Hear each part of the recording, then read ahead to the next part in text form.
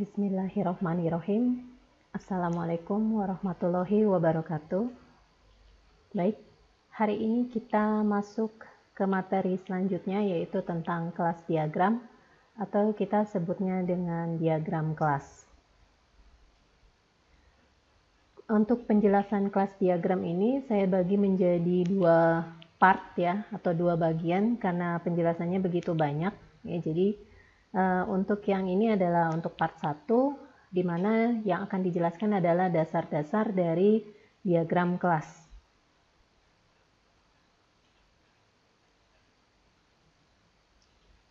Kita lihat dulu definisi dari diagram kelas, yaitu mendeskripsikan jenis-jenis objek dalam sistem dan berbagai macam hubungan statis yang terdapat di antara kelas-kelas tersebut. Jadi nanti kita lihat berbagai jenis objek yang ada di dalam sistemnya, di mana objeknya itu nanti masuk ke dalam kelas, lalu kita ceritakan karakter dari masing-masing kelasnya tersebut dalam atribut maupun dalam operasi yang berlaku pada kelas. Lalu kita buat relasi antar kelasnya, yaitu semacam hubungan statis ya. Nanti ada contoh-contohnya dan cara membaca hubungan di antara kelas. Lalu, kelas diagram menunjukkan properti dan operasi sebuah kelas, serta batasan-batasan yang terdapat dalam hubungan-hubungan objek tersebut. UML mempergunakan istilah fitur untuk istilah umum yang meliputi properti dan operasi sebuah kelas. Jadi, istilah untuk operasi dan atribut itu adalah fitur ya. Lalu kita lihat bentuk dari kelas dan bagian-bagian yang ada di dalam kelas. Bentuk kelas itu dia kotak seperti itu ya. Kotak yang memanjang secara vertikal, di mana kotak itu terdiri dari 3 bagian, yaitu class name atau nama kelas, atribut, lalu operasi. Kadang orang menyebutnya selain operasi adalah metode, behavior, atau tingkah laku.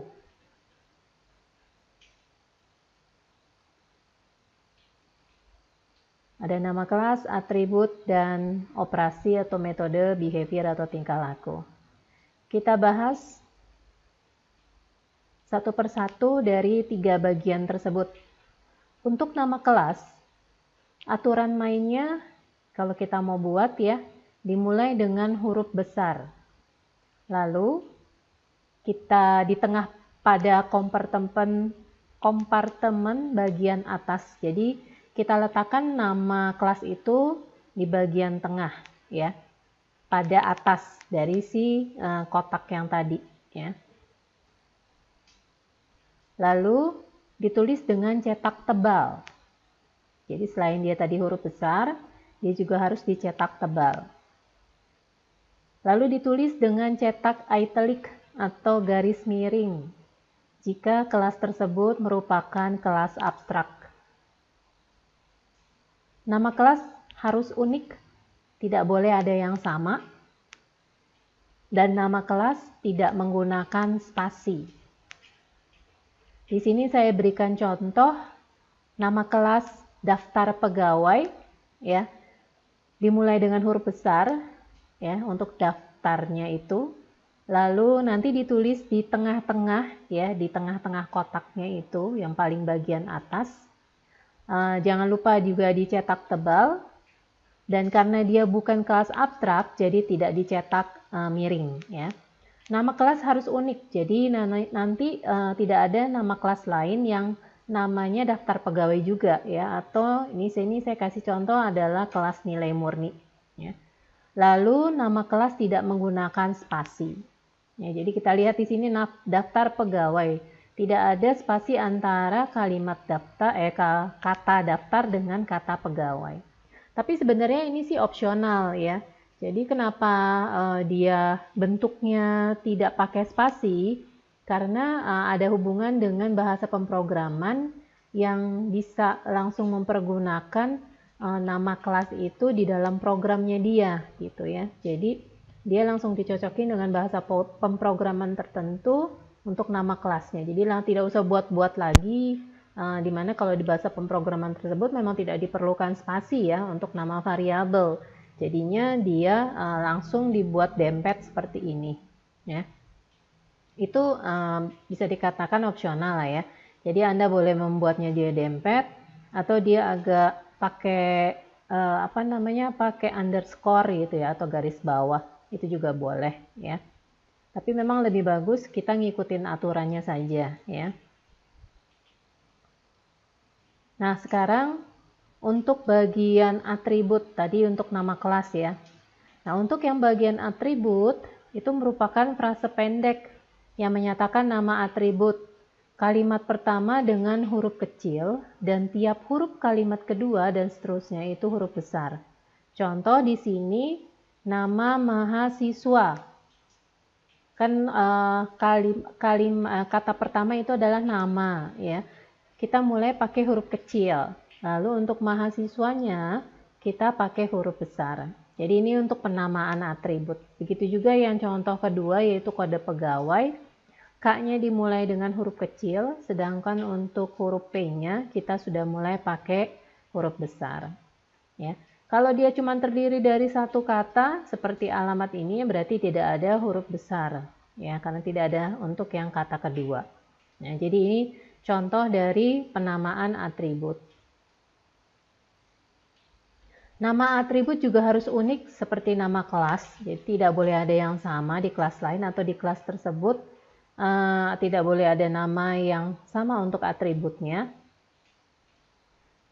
Ini adalah pola untuk penamaan atribut di mana di depan itu nanti ada visibility. Ya, nanti saya terangkan satu persatu bagian dari pola. Jadi di depan itu visibility, lalu ada garis miring, ya, ada nama atribut setelahnya, lalu titik 2. Lalu di sini ada tipe data, ya. Lalu di sini setelahnya ada multiplicity, ada sama dengan, ada default value, dan ada property string. Jadi satu atribut itu bisa terdiri dari bagian-bagian ini. Tapi ada bagian-bagian yang sifatnya opsional, jadi dia tidak usah ditulis gitu. Ya, nanti saya jelaskan satu persatu untuk tiap bagian ini.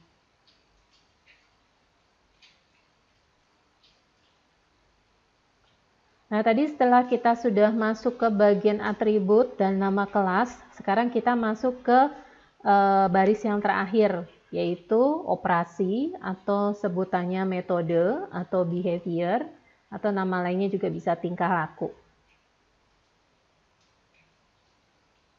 Merupakan suatu kegiatan yang dimengerti sebuah kelas untuk dilakukan. Jadi, data yang ada di dalam kelas ini mau diapain aja gitu ya. Nah, itu kita tulis di dalam operasinya.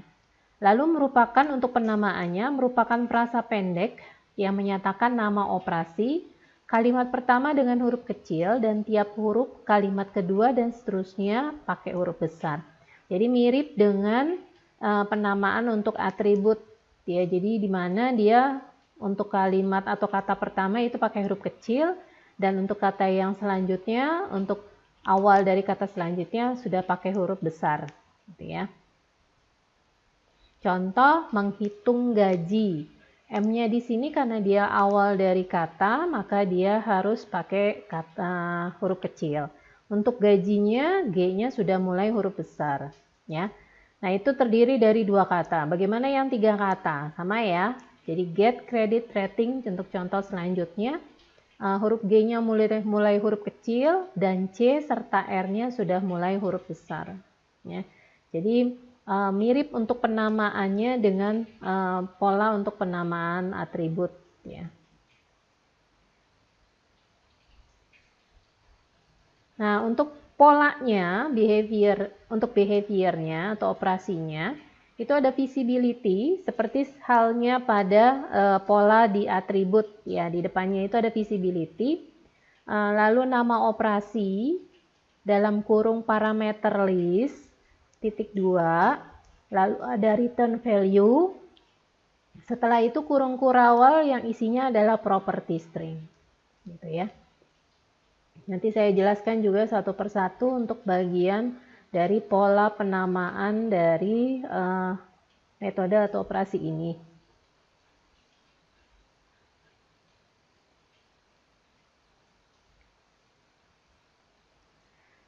Nah, sekarang saya masuk ke untuk bagian atribut dan operasi bagian visibility. Jadi ketika tadi saya sudah jelaskan bahwa untuk pemberian nama atribut dan operasi paling kiri itu adalah yang kita tulis adalah visibility-nya. Apa sih itu visibility?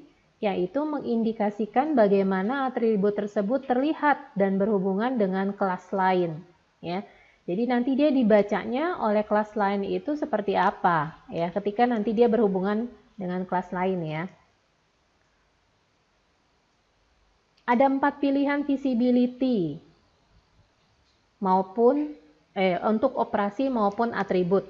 Pertama adalah public, ya. Tandanya itu adalah plus. Menyatakan atribut atau operasinya terlihat ke semua kelas.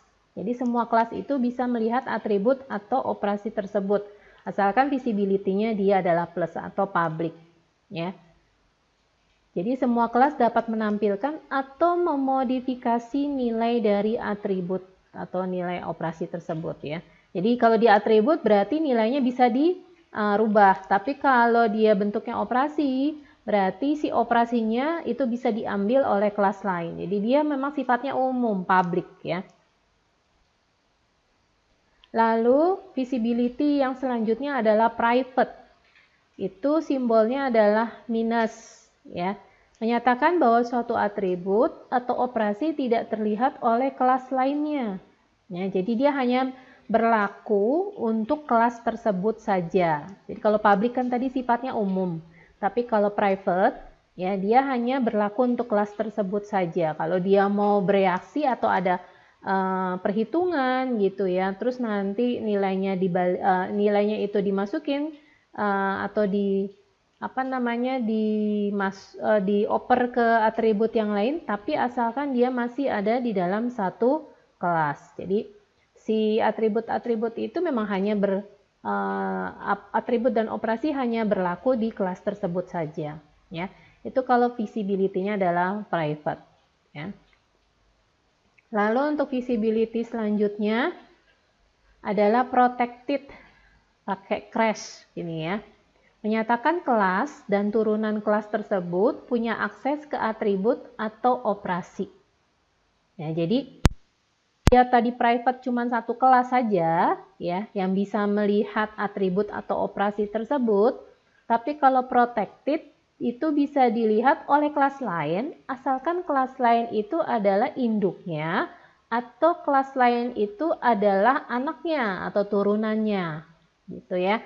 Jadi dia boleh, kalau dia masih dalam satu generalisasi, maka si atribut yang visibility-nya adalah protected itu bisa dilihat induk sama si anaknya, ya.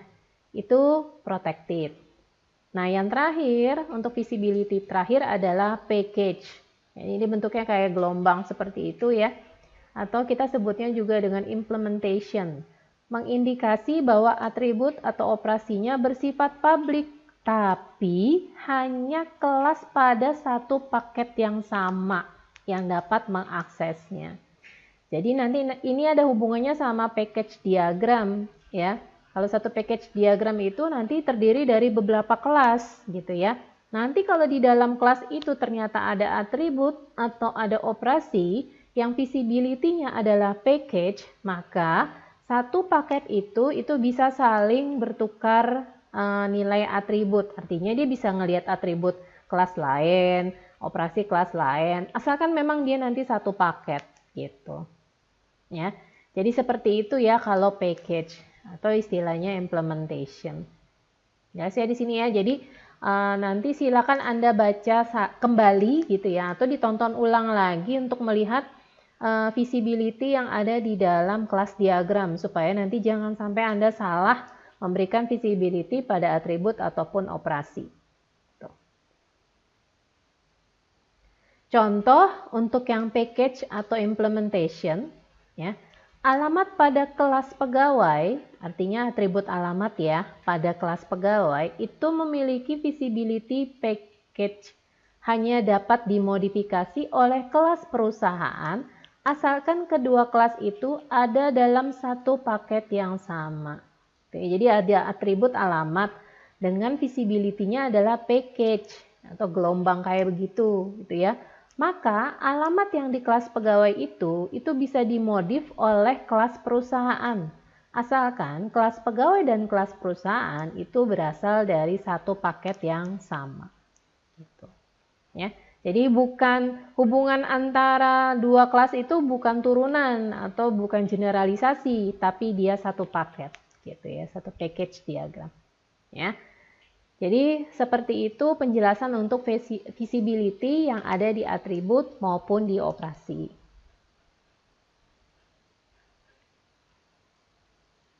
Nah, kita masuk pada bagian selanjutnya. Setelah visibility ada garis miring gitu ya. Nah, garis miring itu bila ada simbol garis miring berarti atribut tersebut adalah atribut derive atau atribut turunan. Apa itu atribut turunan? Atribut yang nilainya diperoleh dari perhitungan atribut lain di dalam kelas. Gitu. Ya. Jadi atribut yang nilainya diperoleh dari atribut lain di dalam kelas. Ya. Mau dia nanti kelasnya beda atau kelas masih satu kelas gitu ya. Atribut yang lain itu berasal dari kelas beda atau kelas yang kelas yang sama ya. Itu masih kategorinya atribut yang menampung proses itu masih disebut dengan atribut turunan atau derive. Asalkan nanti dikasih gambar atau simbol garis miring setelah Anda sudah menulis visibility gitu. Ya. Contoh atribut usia itu diperoleh dari perhitungan atribut tanggal lahir. Jadi Anda nggak mesti hitung gitu ya. Ini usianya berapa, terus Anda input, enggak ya, tapi perhitungan dari tanggal yang ada di sistem dengan tanggal lahir seseorang gitu ya, tanggal lahir yang ada di kelas tersebut, misalkan tanggal lahir dari mahasiswa atau pegawai misalkan ya. Nah, dari tanggal lahirnya tersebut, tanggal sistem dikurang tanggal lahir, maka akan diperoleh suatu angka yang itu adalah usia. Nah, usia itu atau angka itu dimasukkan ke dalam atribut tertentu. Nah, itu bisa dikatakan atribut itu sifatnya adalah derive atau turunan. Gitu. Ya, jelas ya? Oke, selanjutnya yang ada di pola tadi sudah dibahas tentang nama kelas ya. Jadi aturan main untuk nama kelas, nama atribut. Aturan main untuk nama atribut maupun nama operasi tadi sudah dibahas bagaimana cara membuatnya ya. Sekarang saya masuk setelah tadi visibility, lalu dia ada garis miring, lalu ada atribut. Nah, sekarang kita ada nama atribut atau nama operasi. Sekarang kita masuk ke bagian tipe data ya. Tipe data dan default value. Jadi default value itu yang setelah sama dengan tadi ya. Tipe data. Kita lihat dulu di sini ya. Sini aja deh. Langsung aja saya masuk ke tipe data. Mengindikasi tipe data dari atribut tersebut. Misalnya integer, date, time, string, karakter, float. Nah ya. Jadi kita tulis tipe datanya. Ya. Nanti kalau Anda browsing-browsing lihat contoh dari kelas yang tidak punya atau tidak mengindikasikan tipe data dari atribut, yaitu jangan dibaca tuntas ya. Cari contoh yang benar-benar memang dia benar untuk penulisan dari atribut gitu ataupun dari operasi ya. Tetap harus ada tipe datanya ya. Nah, untuk yang default value merupakan nilai awal atau default dari atribut ya. Default value sifatnya opsional ya, jadi bisa ditulis atau tidak. Jadi Anda tidak perlu membuat semua atribut itu ada nilai awalnya gitu. Ya, jadi kalau Anda rasa dia perlu ada nilai awal, maka Anda bisa tulis default value-nya. Ya, jadi sifatnya dia adalah opsional ya, bisa ditulis atau tidak. Contoh, minus pegawai ID titik 2 integer sama dengan 0. Masih ingat ya? Tadi ya baru beberapa detik yang lalu saya jelasin. Minus itu artinya private. Oke.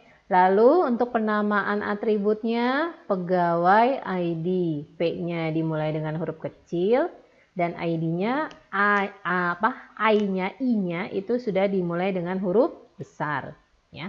Lalu titik 2. Lalu setelah itu Anda tulis tipe datanya. Tipe datanya di sini ternyata untuk pegawai ID adalah integer.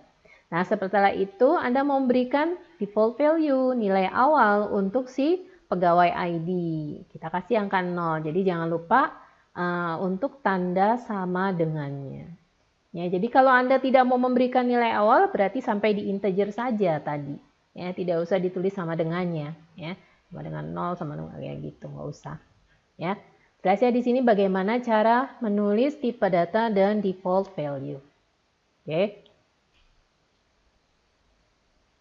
Sekarang kita masuk ke atribut yang bagian multiplicity. Ya.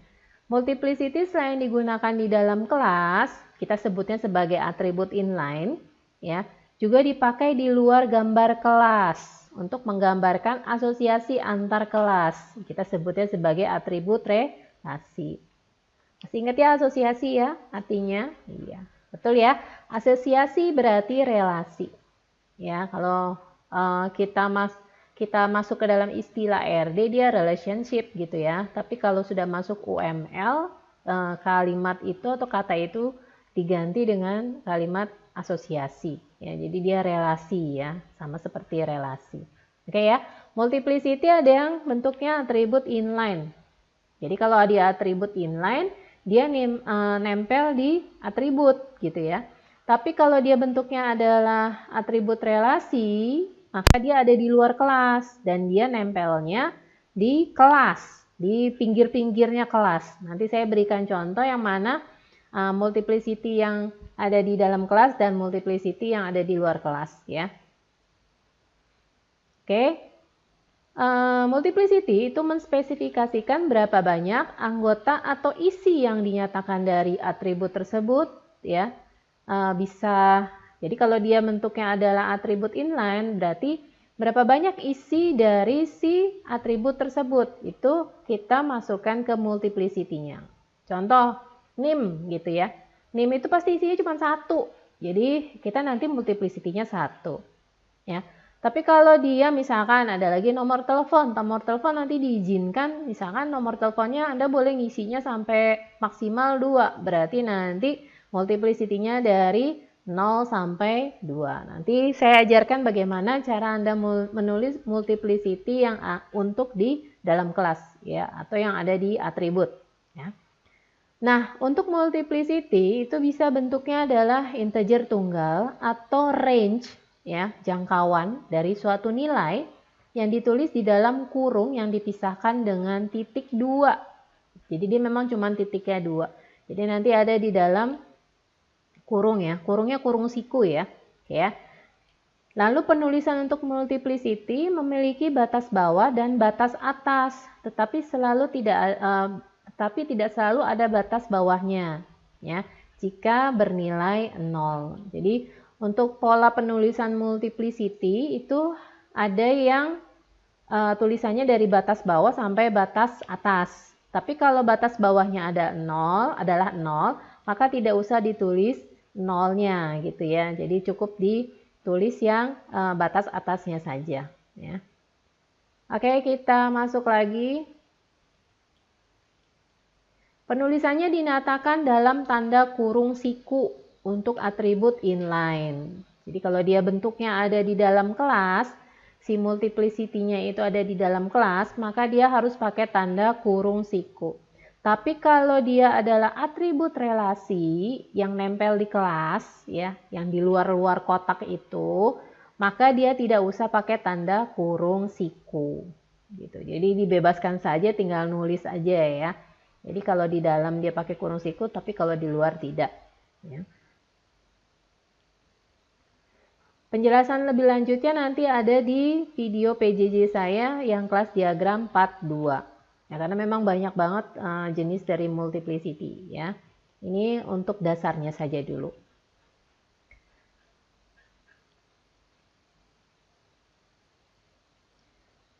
Sekarang kita masuk ke bagian atribut dan operasi untuk properti string. Jadi di dalam atribut sama operasi itu ada bagian yang nulis untuk properti string ya. Properti string itu apa sih? Merupakan kumpulan properti yang dapat dihubungkan dengan atribut atau operasi biasanya untuk hal-hal khusus dan unik ya. Tata penulisannya di dalam tanda kurung kurawal. Ya, jadi kalau tadi multiplicity pakai kurung siku ya, tapi kalau property string itu pakai kurung kurawal dan dipisahkan oleh koma jika property stringnya itu lebih dari 1. Ya. Jadi kalau nanti si atribut itu memiliki property stringnya lebih dari 1, tinggal dimasukkan atau tinggal dipisahkan dengan koma dan dimasukkan dalam satu kurung kurawal. Gitu. Nah, itu juga sifatnya opsional ya kalau properti string ini. Ya, bila ada hal-hal khusus dan unik, terus Anda mau nulis, kasih tahu ya ke pembaca kelas diagram Anda, maka Anda bisa tulis properti stringnya. Tapi kalau nggak usah ditulis, atau Anda putusnya nggak usah ditulis, saya cukup sampai yang multiplicity aja gitu, boleh. Ya, jadi seperti itu ya, untuk properti string sifatnya opsional. Untuk penjelasan di lebih detailnya, saya juga nanti masukkan ke kelas diagram part 2, video PJJ yang kedua. Nah, karena memang dia bentuknya banyak ya. Ya, walaupun dia memang Anda tahu berbagai macam properti atribut. Ya.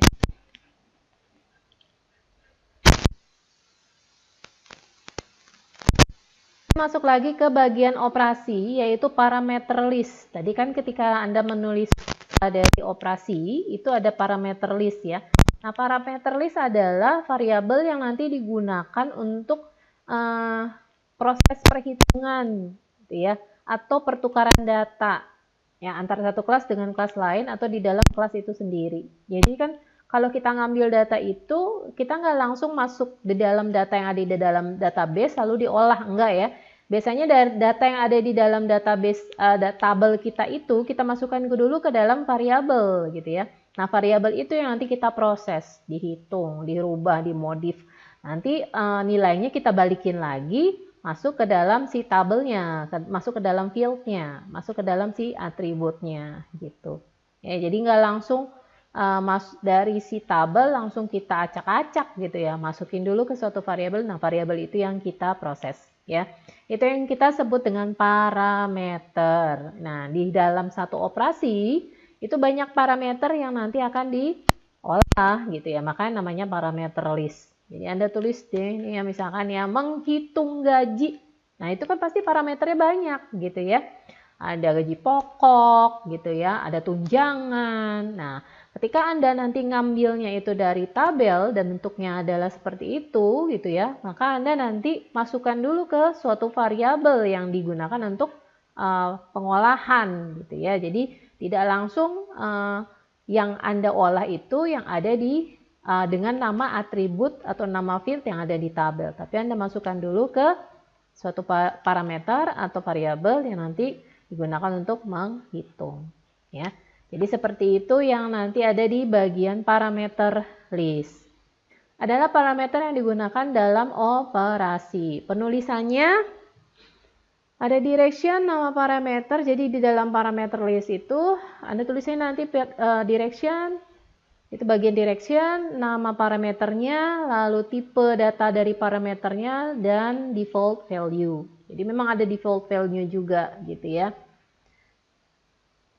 Untuk pemberian nama, tipe data, dan default value itu sama seperti pada aturan main ketika ada aturan main yang ada di atribut maupun di operasi yang tadi ya.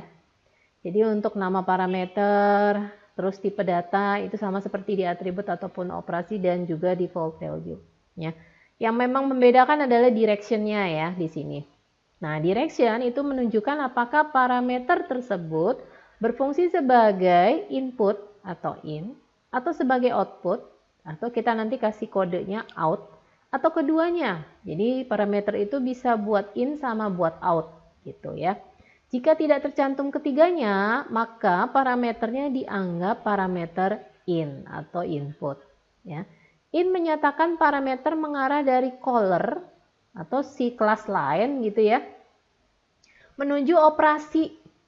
Ya kan tadi kita lihat ya bahwa operasi itu bisa dibaca atau terlihat oleh kelas lain. Jadi bisa jadi ada kelas lain yang memanggil operasi yang ada di suatu kelas. Nah, ketika dia dipanggil ya oleh kelas lain, maka kita bisa atau operasi yang ada di suatu kelas ini bisa dipanggil oleh kelas lain, maka si operasi yang ada di kelas tersebut itu harus kita cantumkan kodenya adalah in. Ya, jadi dia buat inputan dari kelas lain. Nah, sedangkan untuk parameter yang nanti dia direction-nya adalah out, menyatakan sebaliknya, parameter mengarah dari operasi ke caller gitu. Jadi kalau dia parameternya nilainya itu mau diberikan ke kelas lain, ya, berarti kan si operasi itu sebagai caller gitu ya, sebagai pemanggil, ya, pemanggil untuk kelas lain. Maka si parameter tersebut itu adalah kita beri kode atau statusnya adalah sebagai out gitu, buat dikeluarin gitu ya. Nah, sedangkan untuk in out berarti si parameter tersebut bisa untuk mengeluarkan nilai ke kelas lain atau dia digunakan oleh kelas lain untuk suatu operasi gitu. Ya. Jadi fleksibel ya. Parameternya bisa sebagai dimasukin nilai dari kelas lain atau nilainya dia dikeluarin untuk kelas lain. Jadi dia statusnya adalah in out gitu. Ya. Itu yang ada di direction ya.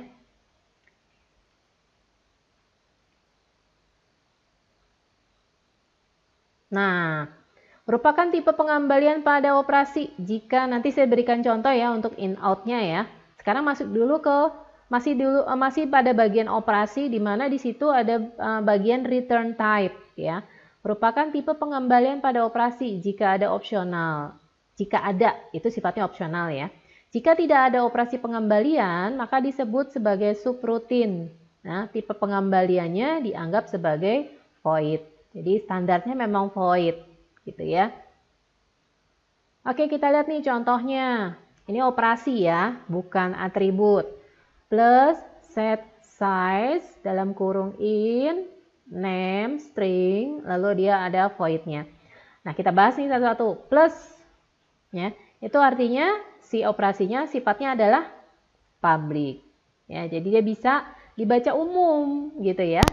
Lalu ada operasi set size. Set itu sebenarnya dia menampilkan ya, menampilkan di layar ya.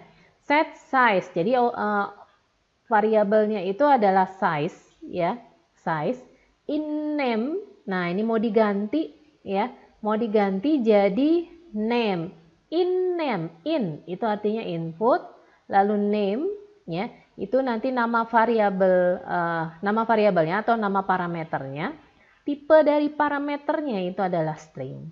Lalu dia bentuknya adalah standar ya. Tidak ada operasi pengembalian disebut subroutine, maka tipe pengembaliannya dianggap sebagai void.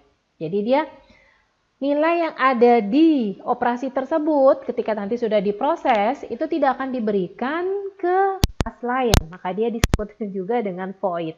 Ya, nggak ada operasi pengembalian. Return type-nya kita tulisnya adalah void. Ya. Seperti itu penjelasan saya untuk dasar-dasar untuk bagian pertama. Untuk nanti lanjutannya ada di video saya PJJ berikutnya, yaitu sama namanya untuk kelas diagram part 2. Terima kasih untuk perhatiannya. Assalamualaikum warahmatullahi wabarakatuh.